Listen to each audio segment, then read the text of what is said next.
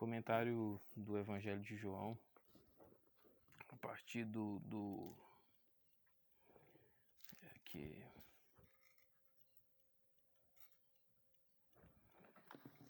a partir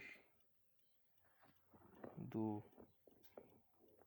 capítulo 8, versículo 13. Jesus tinha feito uma reivindicação majestosa em reação os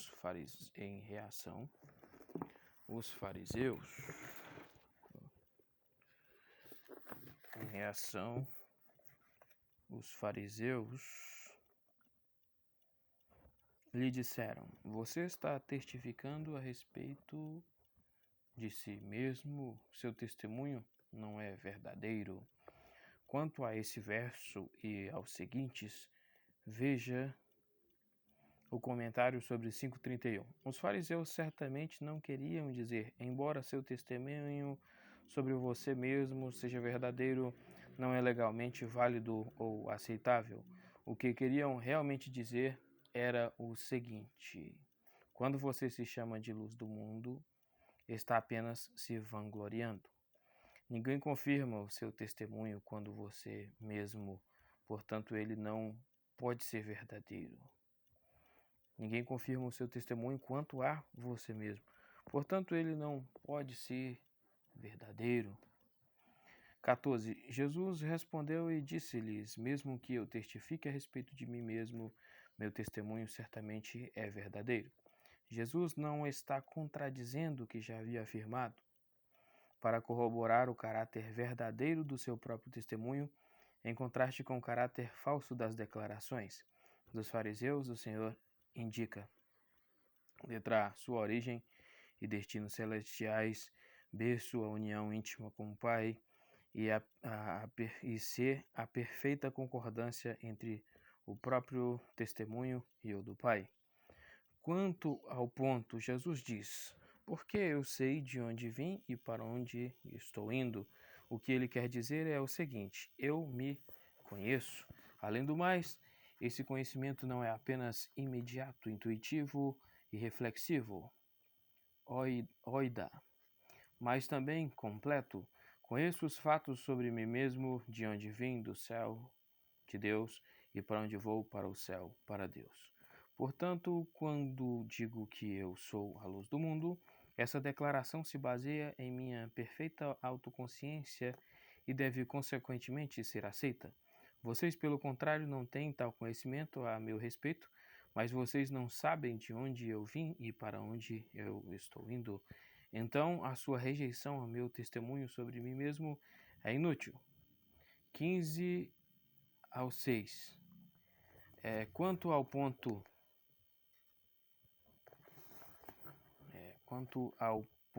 B, Jesus continua: vocês julgam segundo a carne, eu não julgo a ninguém. No entanto, mesmo que eu me julgue, meu julgamento é verdadeiro. No entanto, mesmo que eu julgue, meu julgamento é verdadeiro, pois não estou sozinho, mas eu e aquele que me enviou. Observe que o ponto B segue naturalmente ao ponto A. O que o Senhor quer dizer é o seguinte: embora vocês não tenham o conhecimento necessário para julgar, vocês estão constantemente me julgando. Ademais, vocês fazem isso segundo os padrões terrenos e a aparência externa. Quanto a Sarkis, veja o comentário sobre 1:14.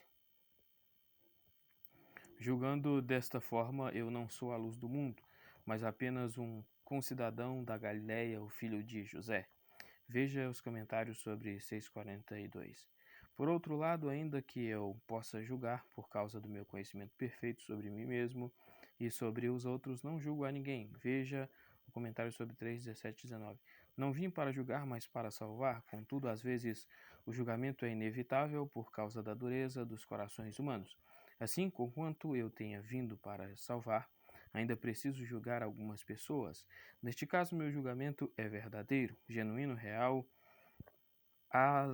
aletine, pois longe de ser contrário à vontade divina, é um julgamento no qual se unem o Pai e o Filho. Quanto a eu e aquele que me enviou, veja 3:34. Não é o julgamento de um homem simples como vocês pensam, mas de Deus. 17:18. Quanto ao ponto C, o acordo perfeito entre seu próprio testemunho e o de seu pai, Jesus continua. E em sua lei está escrito que o testemunho de dois homens é verdadeiro. Isso se refere a textos como Deuteronômio 17:6. Por depoimento de duas ou três testemunhas, será morto o que houver de morrer, por depoimento de uma só testemunha não morrerá. Números 35:30. Na vossa lei, visto que vocês afirmam tê-la em alta consideração, o raciocínio é este. Certamente, se esta regra se aplica a mim, aplica-se ainda mais quanto a Deus. O argumento é do menor para o maior. O testemunho é marturia, veja o comentário sobre 1:6. De duas pessoas era considerado verdadeiro, não apenas válido, legalmente aceitável. A tradução verdadeiro é correta aqui, seu significado não deve ser enfraquecido de forma alguma. Isto se infere também do fato de que, segundo a lei de Moisés, a qual se faz referência quando estas duas testemunhas concordavam, o homem sobre o qual falavam tinha que ser morto. O testemunho era considerado como completamente confiável, uma base apropriada para uma ação drástica. É óbvio, as testemunhas deviam ser pessoas confiáveis, não falsas ou injustas. Isso também era estipulado abertamente na lei, Deuteronômio 19:16-19. Ora, certamente que o pai e o filho são confiáveis, assim deve-se aceitar o testemunho deles quanto a Jesus. É um testemunho no qual os dois, pai e filho, cada um sendo uma testemunha confiável, concordam plenamente. No original, no verso 18, o texto apresenta uma estrutura quiástica nessa sentença. Nela, os nomes das duas testemunhas ocorrem bem no início e bem no final da sentença, para enfatizar o caráter independente de cada um. Cada um em si mesmo é completamente confiável. Quanto a isso, verso 14, mesmo que eu testifique a respeito de mim mesmo, meu testemunho certamente é verdadeiro. Por ambos concordarem, o argumento se torna duplamente irrespondível. Eu sou aquele que está dando testemunho de mim mesmo e aquele dá testemunho a respeito de mim, a saber, aquele que me enviou o Pai. Para o testemunho do Pai sobre o Filho, veja o comentário sobre 5:31-40. 19. Os judeus que haviam rejeitado o testemunho do Filho, agora também rejeitam o testemunho do Pai. Eles ficaram dizendo, então, a ele, onde está o seu Pai? Estas palavras provavelmente foram acompanhadas por um gesto de desdém. Elas indicam claramente que o ensino de Cristo sobre o Pai tinha caído em ouvidos moucos. Os fariseus estavam envolvidos na atividade mais perigosa encontrada entre os homens. Estavam endurecendo seus corações, tal endurecimento gera cegueira total e ignorância. Portanto, Jesus respondeu, vocês não conhecem a mim nem a meu Pai. Se vocês me conhecessem, conheceriam meu Pai também. O único caminho para o Pai é o Filho. E aí vai estar em 5:28, 14:7-9 e também Mateus 11:27. Versículo 20. Estas palavras ele disse na tesouraria quando estava ensinando no templo. Encostados na parede do átrio das mulheres havia 11 cofres em formato de trombetas, os gasofiláceos. Ali o povo depositava suas ofertas para várias causas. Assim, tomando a parte pelo todo, esse átrio às vezes era chamado de tesouraria. Jesus estava ensinando neste lugar, na vizinhança imediata do salão onde o sinédrio tinha suas sessões. Embora seja possível que esse augusto grupo, tão hostil a Jesus, quase pudesse ouvir o eco da voz dele, ninguém o prendeu, porque sua hora ainda não tinha chegado. Quanto ao sentido dessas palavras, veja 7:30. 8, do 21 ao 29. Então ele lhes disse novamente, eu estou indo embora e vocês vão me procurar, mas morrerão em seu pecado. Para onde eu estou indo, vocês não podem ir. Os judeus, portanto, estavam dizendo, ele não está indo se matar, não é? Porque ele diz, para onde eu estou indo, vocês não podem ir. Então ele estava lhes dizendo, vocês são de baixo, eu sou de cima. Vocês são deste mundo, eu não sou deste mundo. Eu não lhes disse que vocês morrerão em seus pecados? Pois se vocês não crerem que eu sou ele, vocês morrerão em seus pecados. Em resposta, eles estavam lhe dizendo, quem é você?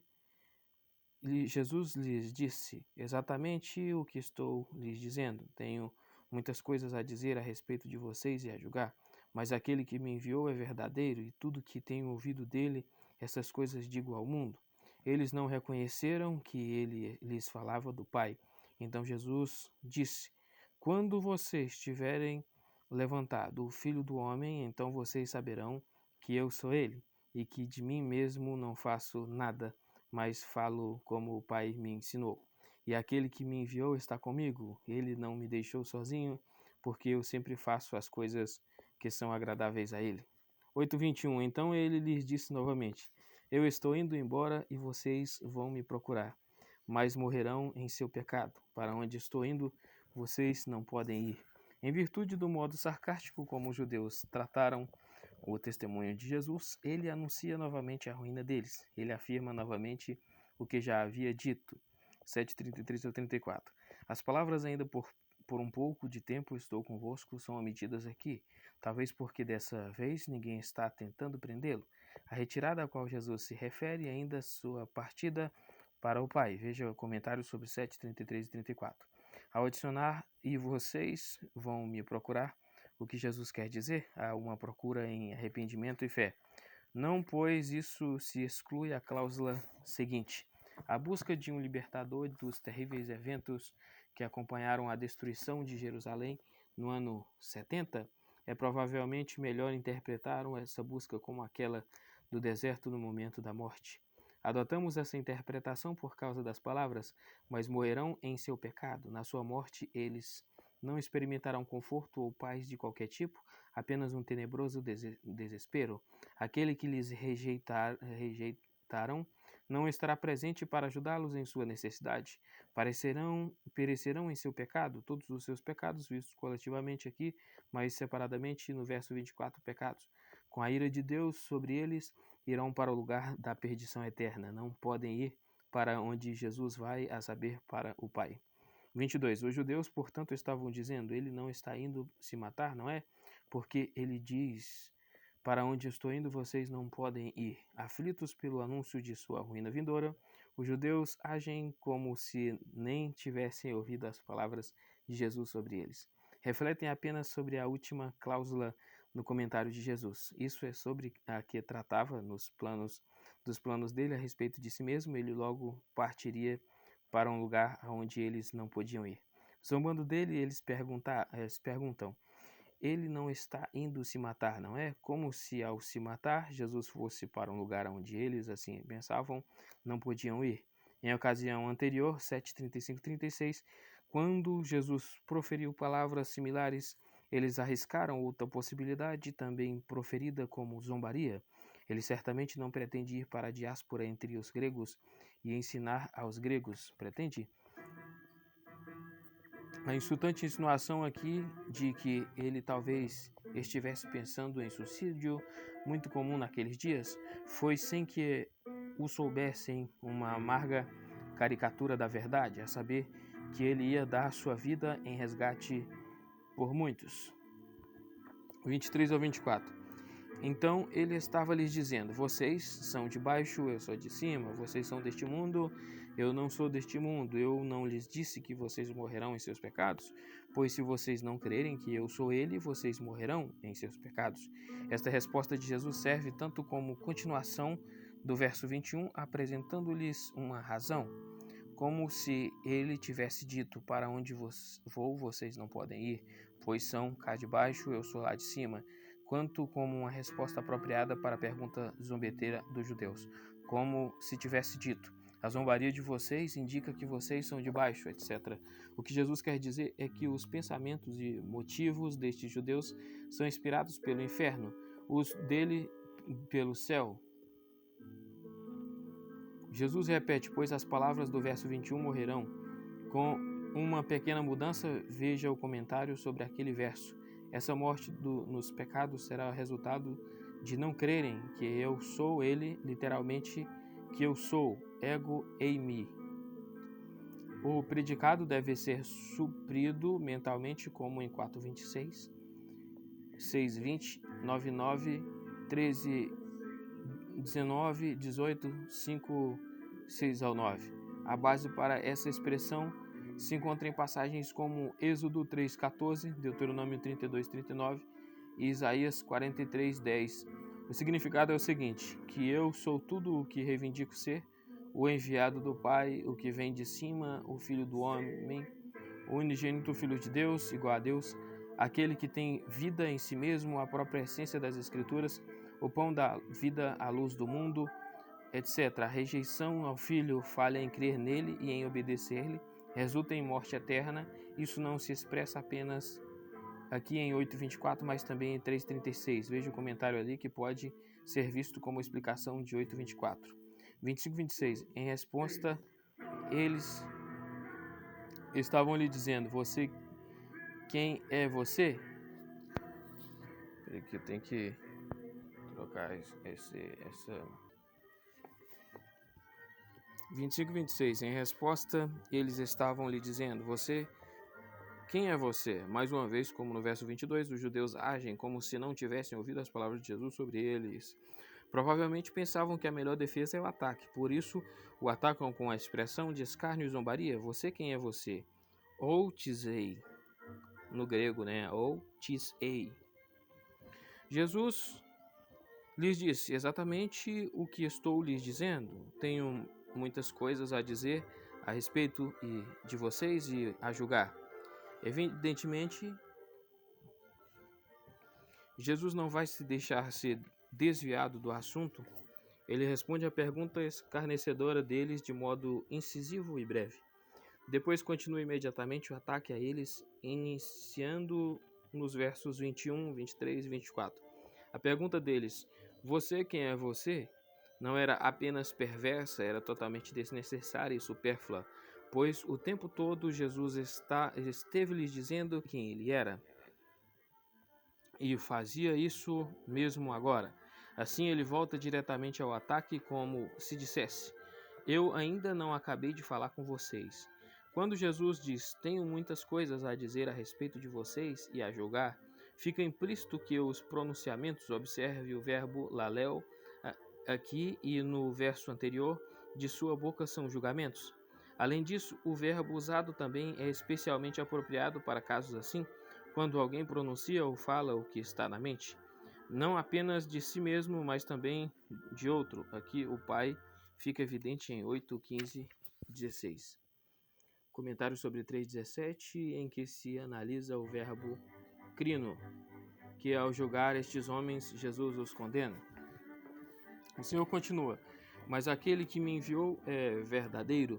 Alguns defendem que a conjunção alá, traduzida como mas, não é adversativa aqui. Entretanto, não é preciso dizer o sentido mais usual da palavra. O que temos aqui e em muitos outros pontos é um exemplo de estilo abreviado, uma elipse, sobre a qual já comentamos em outro momento.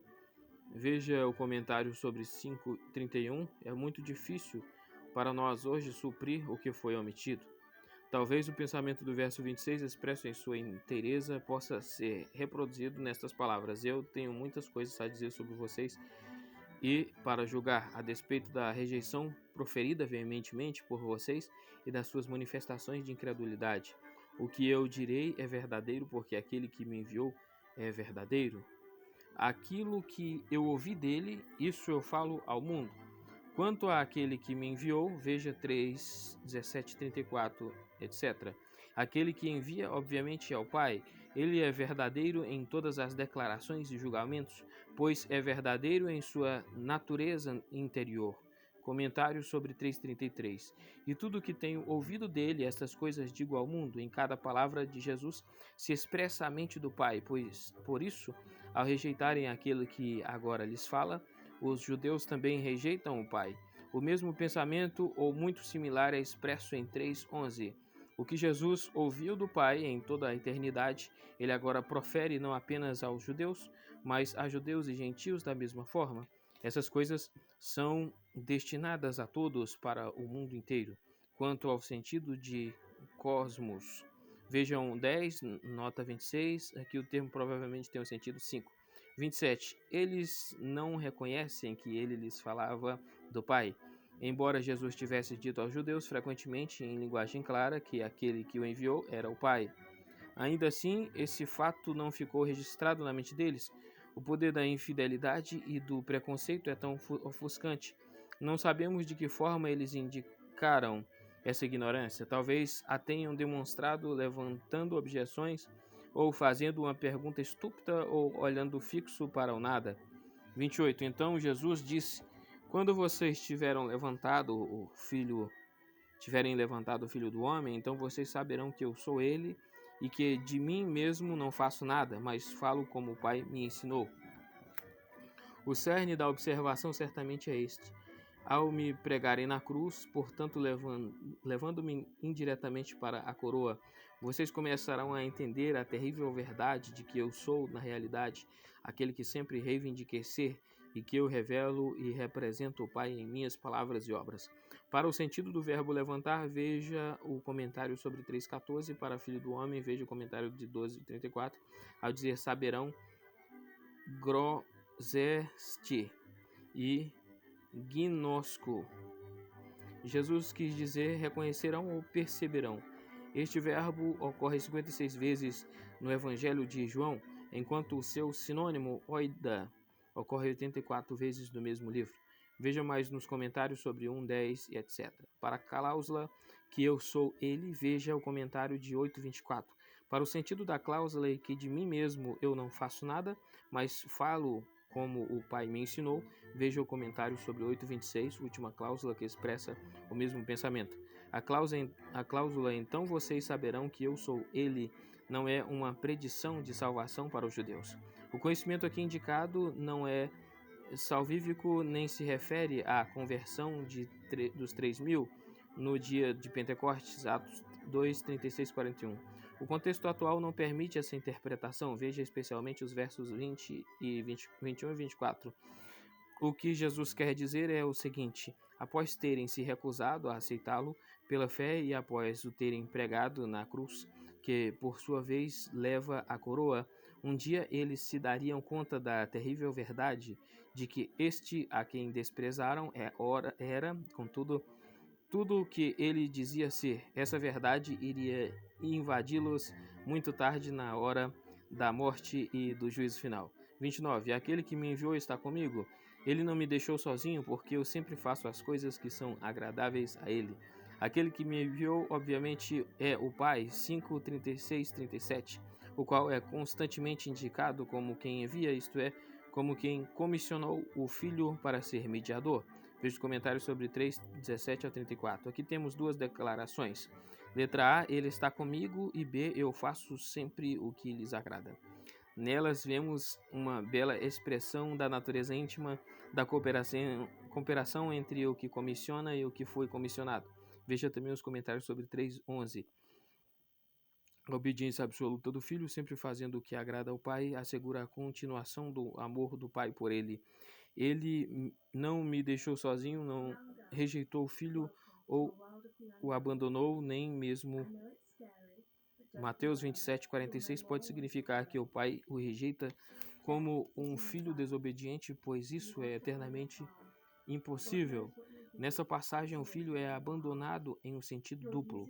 Letra A, ele leva sozinho o peso da ira de Deus contra o pecado. Ninguém compartilha sua punição. B, enquanto experimentava dentro de si mesmo esta tortura indescritível, ele devia se abster da doçura consoladora da comunhão com o Pai.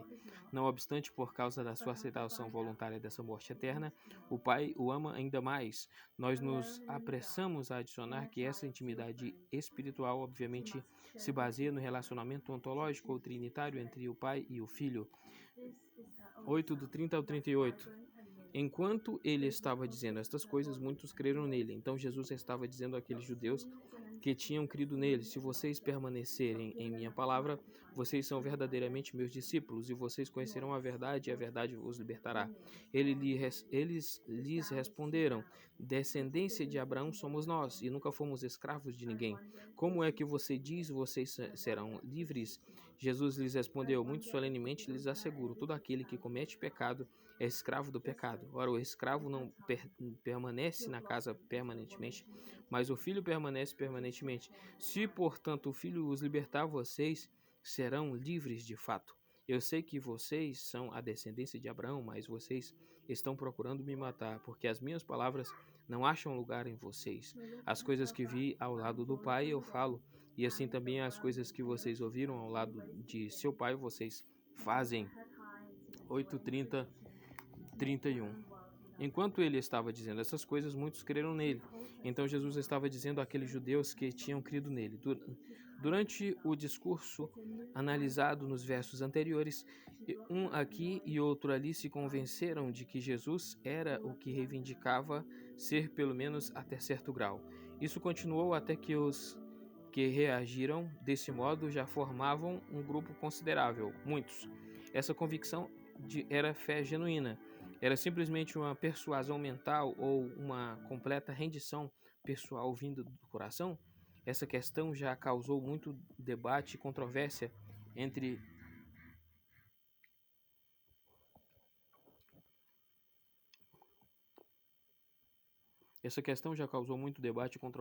os comentaristas. Ela se torna ainda mais aguda quando lembramos que os versos subsequentes mostram uma mudança drástica de crença para hostilidade violenta. Jesus não encontra apenas oposição verbal, verso 33, mas também abuso verbal, 48, verso 48. Você é um samaritano e tem um demônio, verso 52. No final, há até uma tentativa de apedrejá-lo.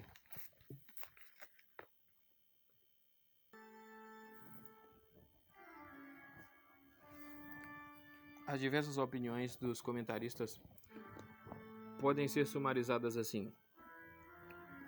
Primeiro, verso 30. Episteuzan, creram. Se refere àqueles que aceitaram Jesus por meio de uma fé genuína. O verso 31. Pepisteukotas, tinham crido. Se refere àqueles que não tinham se rendido completamente pela fé, portanto, a transição é entre os versos 30 e 31. 2. Os versos 30 a 32 se referem a crentes genuínos, os quais experimentaram a mudança real de coração e vida. A transição é entre os versos 32 e 33 e se referem a crentes genuínos, os quais experimentaram uma mudança real de coração e vida. A transição é entre os versos 32 e 33. Os que fazem objeção no verso 33 e versos seguintes são os judeus incrédulos. Os versos 30 a 36 se referem a crentes genuínos. A transição é entre os versos 36 e 37. 4. A sessão inteira é um relato ininterrupto. Os que, no verso 30, são descritos como tendo crido nele são os mesmos que se opõem a ele veementemente nos versos seguintes. Não há transição de um grupo para outro. As pessoas descritas no verso 30 e 31 não têm fé genuína, como indicam claramente os versos subsequentes. Quanto às três primeiras opiniões, fica claro o seguinte. Letra A. Todas consideram as pessoas descritas no verso 30 como crentes genuínas. B.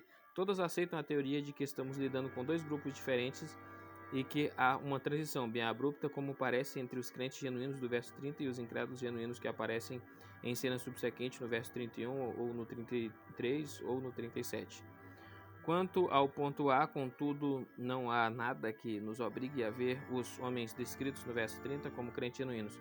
O verbo finito creram, episteuzan, seguido por nele, eis ou tom, ou em seu nome, nem sempre indica uma mudança de coração. Veja os comentários sobre 2:23. Veja especialmente o contexto de 2:23 e 12:42. É verdade que em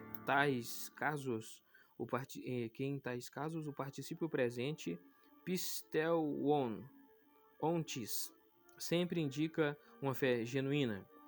Veja também o comentário sobre 3:16, mas o princípio presente não é usado aqui em 8:30. Portanto, os versos seguintes, o contexto, terão de indicar se a fé indicada aqui é genuína ou não. Quanto ao ponto B, ao leitor comum, do texto grego ou da tradução em nossa língua, não fica aparente transição alguma de um grupo de homens para outro grupo que se contrasta fortemente. Assim, é muito difícil entender por que os homens indicados pelo particípio tous pepistelkotas, tous pepistelkotas, no verso 31, teriam de ser um grupo completamente diferente daquele do qual se fala usando o verbo finito no verso 30. Eles creram enquanto Jesus falava, também alguns deles, depois de Jesus ter falado por pouco tempo, continuaram a crer. Observe a força do particípio perfeito até o final do discurso, isto é, que Jesus fala novamente com eles no verso 31. Quanto à transição do verso 33 ou no 37, nenhum desses versos indica uma transição de um grupo para outro. O verso 33 inicia com as palavras eles lhe responderam. Naturalmente, o eles se refere a pessoas descritas no verso 32. O verso 36 diz: se portanto o filho os libertar, vocês serão livres de fato. Então o verso 37 continua: eu sei que vocês são a descendência de Abraão, mas vocês estão procurando me matar. A conclusão que se tira naturalmente nesses casos é que o vocês do verso 36 indica o mesmo grupo que o vocês do verso 37. De outra maneira, o parágrafo inteiro fica ininteligível. Consequentemente, aceitamos a opinião de Calvino e de diversos outros comentaristas, a opinião 4, como sendo de longe a mais natural. Tudo isso não quer dizer que não há transição. De fato, há uma transição, mas não é de um grupo para outro totalmente diferente. A transição é de uma atitude para outra dentro do mesmo grupo de pessoas. Essa transição é muito clara, de fato é uma mudança marcante. Jesus mostra a essas pessoas que a mera aprovação mental, por exemplo, de que ele é o Messias de seus sonhos, não é suficiente, mas que precisam se render a ele como seu libertador pessoal da escravidão a Satanás e ao pecado. Assim que ele faz isso, elas ficam furiosas e não creem mais nele de forma alguma. 31, 32. Se vocês permanecerem em minha palavra, vocês são verdadeiramente meus discípulos e vocês conhecerão a verdade e a verdade os libertará. Permanecemos na palavra de Cristo quando a tornamos a regra da nossa vida. Em outras palavras, a obediência é a mesma coisa que permanecer na palavra. É isso que nos torna verdadeiros discípulos de Jesus e nos leva ao conhecimento genuíno da verdade. A revelação especial de Deus, a qual tem seu centro na obra de Cristo, tal conhecimento nascido da revelação e da experiência liberta. Para o sentido das duas palavras gregas mais familiares, usadas para conhecer, veja os comentários sobre 1:10:31. O próprio Jesus dá uma explicação sobre o sentido da liberdade. Somos livres quando o pecado não governa mais sobre nós e quando a palavra de Cristo domina o nosso coração e a nossa vida. Portanto, não somos livres quando podemos fazer o que quisermos, mas sim quando queremos fazer e podemos fazer o que devemos. Veja também o comentário sobre 7, 17 e 18, análise da ordem dos elementos da experiência cristã. 33. Eles lhe responderam: descendência de Abraão somos nós, e nunca fomos escravos de ninguém. Como é que você diz, vocês serão livres? Os homens que respondem a Jesus são os mesmos a quem ele acabou de falar. Veja o comentário sobre 8:30, 31. A atitude contudo muda. A palavra de Jesus os chocou e irritou, pois insinuava que eles não eram livres espiritualmente, e sim escravos. Eles se ressentiram profundamente com essa observação. No orgulho de seus corações, exclamaram: descendência de Abraão somos nós, e nunca fomos escravos de ninguém. Obviamente, eles não estão considerando sua condição política ao falar isso. Certamente não poderiam simplesmente se esquecer da escravidão no passado ao Egito, à Babilônia, a Medo-Pérsia e a Síria, nem a sua sujeição a Roma no presente, nem estão considerando sua condição social. Muitos judeus tinham sido escravos totalmente religiosamente. Eles se julgam livres, sendo descendentes de Abraão, com o qual Deus fez sua aliança na graça. Gênesis 17:7. Assim como o povo ou nação, a linha da descendência física, veja o comentário sobre 1:13. Eles possuem uma posição religiosa singular, Não são eles raça eleita, sacerdócio real, nação santa, povo da prosperidade exclusiva de Deus? Êxodo 19, 6, Deuteronômio 7, 6, 1 Pedro 2, 9. Sempre está diante deles a primeira parte de Amós 3, 2, mas eles se esquecem convenientemente a última parte do verso. A linha de raciocínio deles se organiza assim: os pagãos são escravos. Eles servem a ídolos, mas nós certamente não somos escravos, não somos pagãos, nem mesmo samaritanos. 8:48. Como, pois, Jesus pode dizer serão livres? 34. Jesus lhes respondeu: muito solenemente lhes asseguro, todo aquele que comete pecado é escravo do pecado.